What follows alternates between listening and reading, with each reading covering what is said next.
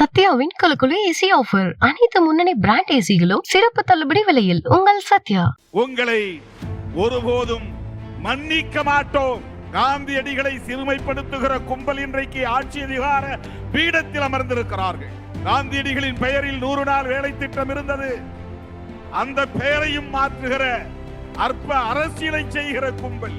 காங்கிரஸ் செய்ய வேண்டிய வேலையை அண்ணன் கமல்ஹாசன் செய்து கொண்டிருக்கிறார். இந்துத்துவ பற்றாளரை, சனாதனத்தின் மீது நம்பிக்கை உள்ளவரை, அடுத்த பிறவி உண்டு என்கிற நம்பிக்கை உள்ளவரை நாத்துராம் கோட்சே ஏன் சுட்டுக் கொன்றார்? தோழர்களே, காந்தியடிகள் சுட்டு படுகொலை செய்யப்பட்டதற்கு ஒரே ஒரு காரணம் செக்யூலரிசம் என்கிற கோட்பாட்டில் அவர் உறுதியாக இருந்தார் என்பதுதான். தன் வாழ்நாள் முழுவதும் காந்தியடிகளை அரசியல் ரீதியாக கடுமையாக விமர்சித்தவர் புரட்சியாளர் அம்பேத்கர்.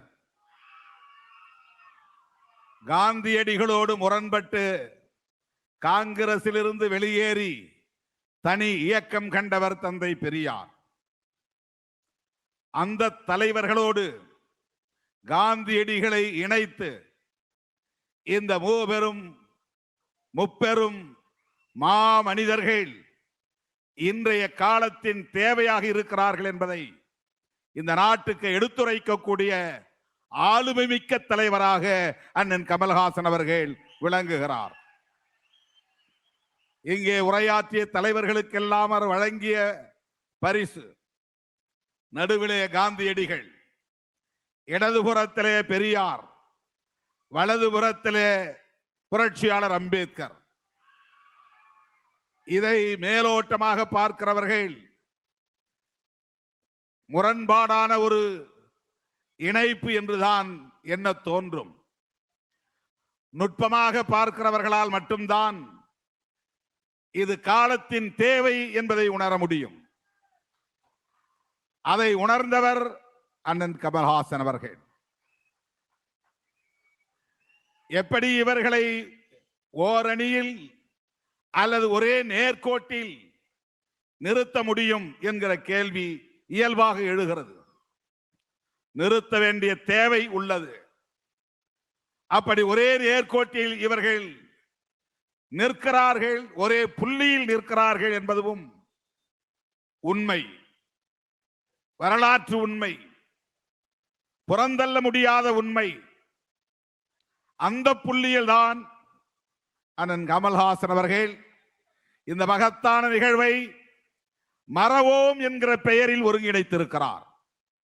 காந்தியடிகளே, உங்களை மறவோம், உங்கள் ஈகத்தை மறவோம், உங்கள் அர்ப்பணிப்பை மறவோம், இந்த நாட்டின் விடுதலைக்காக நீங்கள் ஆற்றிய பங்களிப்பை மறவோம் என்று அவருக்கு சொல்லுவதோடு அவரை படுகொலை செய்த சனாதன கும்பலுக்கும் நீங்கள் செய்த தேச துரோகத்தை மறவோம், உங்களை ஒருபோதும் மன்னிக்க மாட்டோம் என்று சொல்லுகிற ஒரு செய்தியாகத்தான் அண்ணன் அவர்களின் இந்த அரிய முயற்சி.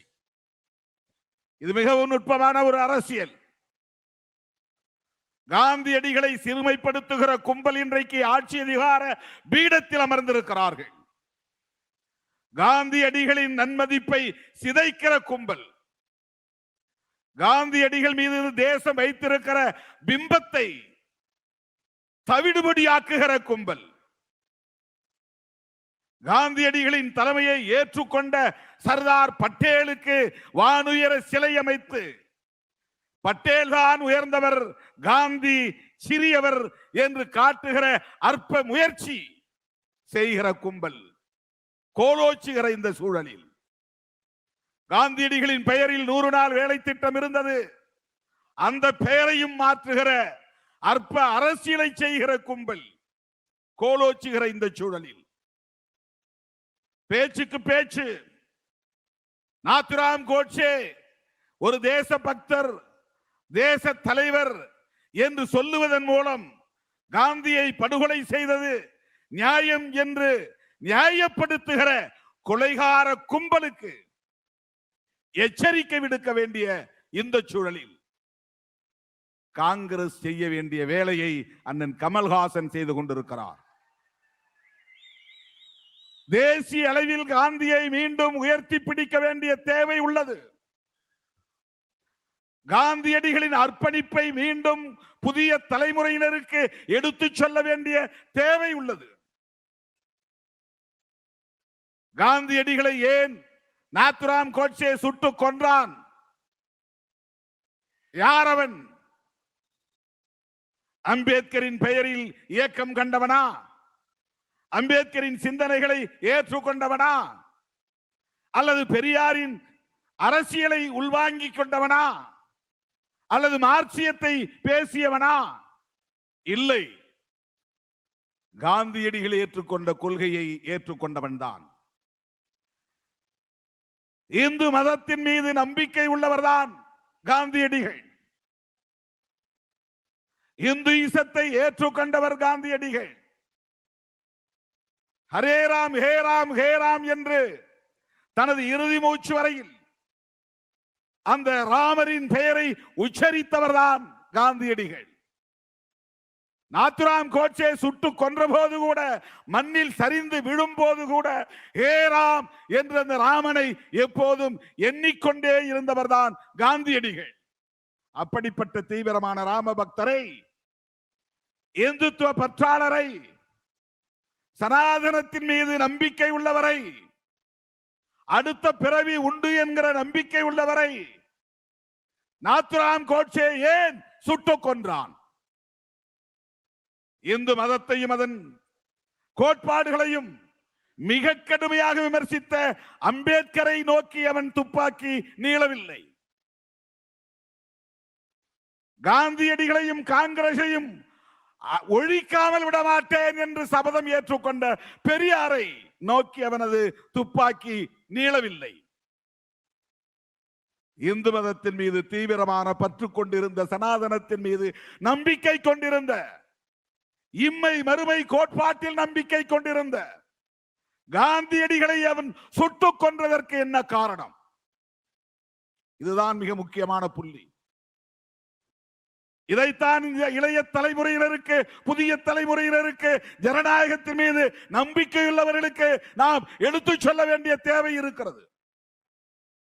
இந்த புள்ளியில் தான் பெரியாரும் அம்பேத்கரும் காந்தியடிகளும் ஒரே புள்ளியில், இந்த புள்ளியில் தான் நிற்கிறார்கள், சேர்ந்து நிற்கிறார்கள். அது என்ன புள்ளி என்றால், காந்தியடிகள் எவ்வளவு தீவிரமான மதப்பற்றாளராக இருந்தாலும், கடவுள் நம்பிக்கை உள்ளவராக இருந்தாலும், வைணவ கோட்பாடுகளின் மீது ஈடுபாடு உள்ளவராக இருந்தாலும், ராமரின் பக்தராக இருந்தாலும், அவரிடத்தில் ஒரு அரசியல் நிலைப்பாடு, உறுதியான நிலைப்பாடு, தெளிவான நிலைப்பாடு, தொலைநோக்கு பார்வையுள்ள நிலைப்பாடு இருந்தது. அதுதான், அந்த புள்ளிதான் செக்யூலரிசம் என்கிற மதச்சார்பின்மை. மதம் வேறு, அரசு வேறு. அரசு விவகாரங்களில் மதம் தலையிடக்கூடாது. மத விவகாரங்களில் அரசு தலையிடக்கூடாது. மதத்திற்கான சுதந்திரத்தை அரசு கட்டுப்படுத்தக்கூடாது. அரசு மதம் சார்ந்து இயங்கக்கூடாது. இந்த நிலைப்பாட்டில் காந்தியடிகள் தெளிவாக இருந்தார். இதுதான் புரட்சியாளர் அம்பேத்கரின் நிலைப்பாடு. இதுதான் பகுத்தறிவு பகலவன் தந்தை பெரியாரின் அரசியல் நிலைப்பாடு. நாடு விடுதலை பெற்றுவிட்டது. ஆங்கிலேயர்களை விரட்டிவிட்டோம். இந்தியர்களாய் காந்தியடிகளின் தலைமையில் அணிதிரண்டோம். எத்தனை மதங்கள் இருந்தாலும், எத்தனை மொழிகள் இருந்தாலும், எத்தனை கலாச்சாரங்கள் இருந்தாலும், இந்த பன்மைத்துவம் சிதையாமல், சிதறாமல் இந்தியர்களாய் ஒன்று சேர்ந்து வெள்ளையர்களை விரட்ட வேண்டும், ஆங்கிலேய ஏகாதிபத்தியத்தை விரட்டி அடிக்க வேண்டும் என்கிற காந்தியடிகளின் அந்த இலக்கிற்கு இந்திய மக்கள் அனைவரும் தோள் கொடுத்து நின்றார்கள். அவரது தலைமையை ஏற்றுக்கொண்டு அணிதிரண்டார்கள். நாடு விடுதலை பெற்றது. அமைய போகிற அரசு, புத்தம் புதிய அரசு, நாமே நம்மை ஆண்டு கொள்வதற்கான இறையாண்மை கொண்ட அரசு எப்படிப்பட்ட அரசாக அமைய வேண்டும்? இந்த கேள்வி எழுகிற போது அந்த கேள்விக்கு விடை தேட வேண்டிய விவாதம் கான்ஸ்டிடியூவன்ட் அசெம்பிளி, அரசியல் நிர்ணய சபையில் விரிவாக விவாதிக்கப்பட்டது. கடவுளின் பெயரால் நாங்கள் இந்த அரசமைப்பு சட்டத்தை ஏற்றுக்கொள்ளுகிறோம் என்று அந்த அரசமைப்பு சட்டத்தின் முகப்புரையில் பிரியாம்பிளில் இடம்பெற செய்ய வேண்டும் என்று வற்புறுத்தினார்கள். இப்போது பதவி ஏற்கிற போது சில பேர் உளமாற உறுதியேற்கிறேன் என்று ஏற்றுக்கொள்வார்கள். சில பேர் கடவுளின் பெயரால் உறுதியேற்கிறேன் என்று சொல்லுவார்கள். அதை போல இந்திய அரசமைப்பு சட்டத்தின் பிரியாம்பிள் என்கிற முகப்புரையில் கடவுளின் பெயரால் என்ற வார்த்தை இடம்பெற வேண்டும் என்று விவாதித்தார்கள். இந்தியா a Hindu nation, இது இந்துக்களின் தேசம் என்ற சொற்றொடர் இடம்பெற வேண்டும் என்று விவாதித்தார்கள். இந்தியாவுக்கு அரச மதம் வேண்டும், இந்து இசம் என்பது ஸ்டேட் ரிலிஜன் என்ற சொற்றொடர் இடம்பெற வேண்டும் என்று விவாதித்தார்கள். இவை அனைத்தும் நிராகரிக்கப்பட்டு, கருத்து மாறுபாடுகள் இருந்தாலும், கடுமையாக கருத்து மோதல்கள் இருந்தாலும், அம்பேத்கரும் காந்தியடிகளும் ஜவஹர்லால் நேரு அவர்களும் ஒரே புள்ளியில் நின்றார்கள். அதுதான் இந்த அரசு, புத்தம் புதிய அரசு, நம்முடைய அரசு, இந்திய அரசு, மதசார்பற்ற அரசு. இதை ஏற்றுக்கொள்ள முடியாத சங் பரிவார் கும்பல் தான் அன்றைய இந்து மகா சபை, அன்றைய RSS கும்பல். காந்தியடிகளை விட்டு வைக்க கூடாது. இவர் இந்துக்களும் முஸ்லிம்களும் ஒரே மண்ணால் செய்யப்பட்ட வணையப்பட்ட பானை, வெவ்வேறு பானைகள் என்கிறார். இந்துக்களும் முஸ்லிம்களும் சகோதரர்கள் என்கிறார். சகோதரத்துவத்தை பேசுகிறார், நல்லிணக்கத்தை பேசுகிறார், ஒற்றுமையை பேசுகிறார். இவரை விட்டு வைக்க கூடாது.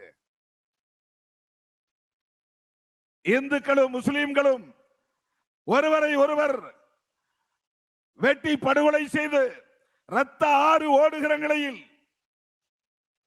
நாடு பிரிவினையை சந்தித்த சூழலில், பாகிஸ்தானுக்கு இந்தியா புதிய ஒரு தேசத்தை கட்டமைப்பதற்கென்று ஒரு நிதியை தர வேண்டும் என்கிற ஒப்பந்தம் ஏற்பட்டு, முதல் தவணை, இரண்டாவது தவணை என்று தவணையாக நிதி ஒதுக்கீடு செய்யப்பட்டு, கடைசி தவணையை வழங்க காலதாமதமான நிலையில், அந்த போர் சூழலிலும், வன்முறை வெறியாட்டம் நடந்த சூழலிலும் காந்தியடிகள் உண்ணாவிரதம் மேற்கொண்டார். நேரு அரசுக்கு வேண்டுகோள் விடுத்தார். ஒப்புக்கொண்டபடி பாகிஸ்தானை நிறுவுவதற்கு கடைசியாக தர வேண்டிய தவணை தொகையை தர வேண்டும் என்று வலியுறுத்தினார்.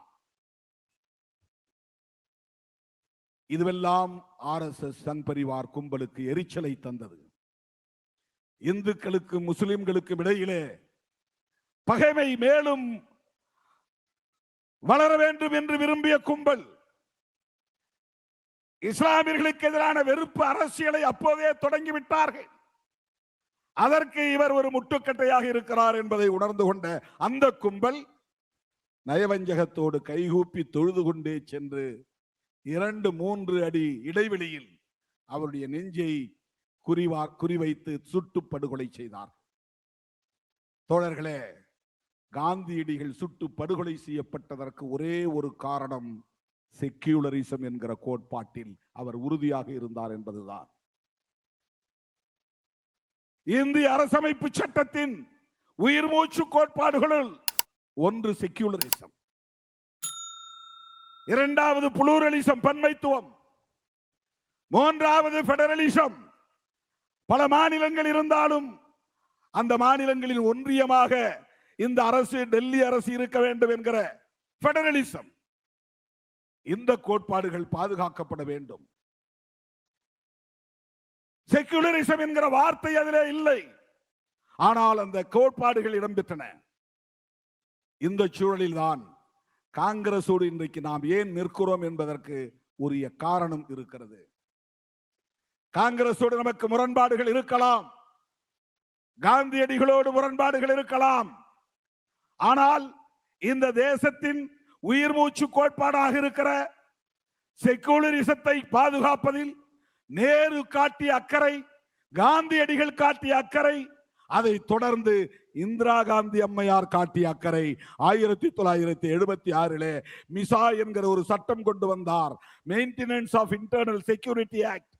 அது மிக மோசமான ஒரு சட்டம் தான், ஆள் தூக்கி சட்டம் தான், இந்தியா முழுவதும் எதிர்க்கட்சிகளை வேட்டையாடிய சட்டம் தான், நெருக்கடி நிலைதான். அதை விமர்சிக்கிறோம் என்றாலும் அந்த சூழலில் இந்திரா காந்தி அம்மையார் செய்த மிக முக்கியமான வரலாற்று சிறப்புக்குரிய செயல் இந்திய அரசமைப்பு சட்டத்தின் முகப்புரையில் திருத்தம் கொண்டு வந்து இப்படி ஒரு கும்பல் எதிர்காலத்தில் வரும், அவர்கள் ஆட்சி அதிகாரத்திற்கு வருவார்கள், இவர்கள் இந்த அரசமைப்பு சட்டத்தை மதிக்க மாட்டார்கள், தூக்கி எறிந்து விடுவார்கள் என்ற நிலையை உணர்ந்து 76 ஒரு திருத்தம் கொண்டு வந்து செக்யூலர் சோசலிஸ்ட் என்கிற இரட்டை சொற்களை அரசமைப்பு சட்டத்தின் முகப்புரையிலே இணைத்தவர் இந்திரா காந்தி அம்மையார்.